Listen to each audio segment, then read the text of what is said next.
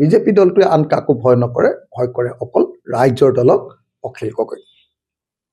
মইতো কালিয়ে চেলেঞ্জ কৰি দিছোঁ, যদি তোমালোকৰ ইমান সাহস আছে, তোমালোকৰ মুখ্যমন্ত্ৰী আৰু তোমালোকৰ বোলে আটাইতকৈ জনপ্ৰিয় নেতা হিমন্ত বিশ্ব শৰ্মা আহক নিৰ্বাচনত মোৰ বিৰুদ্ধে খেলিবলৈ।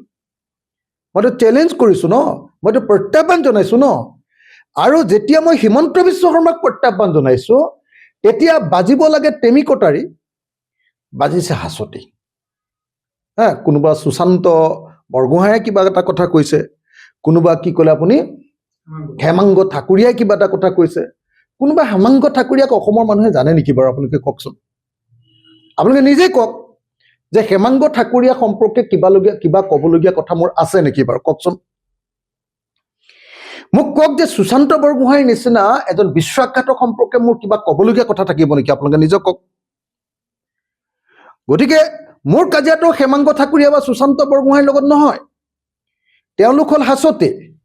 মোৰ কাজিয়াটো হ'ল টেমি কটাৰীখনৰ লগতে, মোৰ কাজিয়াটো হ'ল হিমন্ত বিশ্ব শৰ্মাৰ লগত, মোৰ কাজিয়াটো হ'ল অসমৰ মুখ্যমন্ত্ৰীৰ লগত। আমাৰ সংঘাতটো হ'ল ডাইৰেক্টলি একদম মানে সাম্প্ৰদায়িক ৰাজনীতি কৰা মূল মানুহজনৰ লগত। বাকী থাল ঠেঙুলিবিলাকে যে এনেকৈ ধৰফৰাই মৰিছে, সেইবিলাক সম্পৰ্কে মোৰ ক'বলগীয়া একো নাই। তেওঁলোক সম্পৰ্কে কিবা যদি ক'বলগীয়া আছে, আমাৰ ৰাইজৰ দলৰ আঞ্চলিক কমিটিবিলাকে তাৰ ৰিপ্লাই দিব।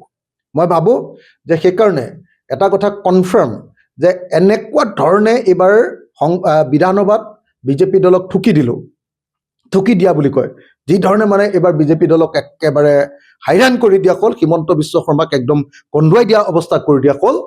আপোনালোকে নিশ্চয় দেখিলে যে তাৰ পাছৰ পৰা তেওঁলোকে এতিয়া ভয়াৱহভাৱে অখিল গগৈৰ বিৰুদ্ধে বিভিন্ন অপপ্ৰচাৰ কৰিবৰ কাৰণে, ৰাইজৰ দলৰ বিৰুদ্ধে সাংঘাতিক ধৰণৰ আক্ৰমণ প্ৰত্যাক্ৰমণ কৰিবৰ কাৰণে তেওঁলোকে চেষ্টা কৰিছে। কিন্তু তেওঁলোকে যিয়েই আক্ৰমণ প্ৰত্যাক্ৰমণ নকৰক কিয়, ৰাইজৰ দলৰ নিচিনাকৈ ৰাইজৰ লগত থাকিব।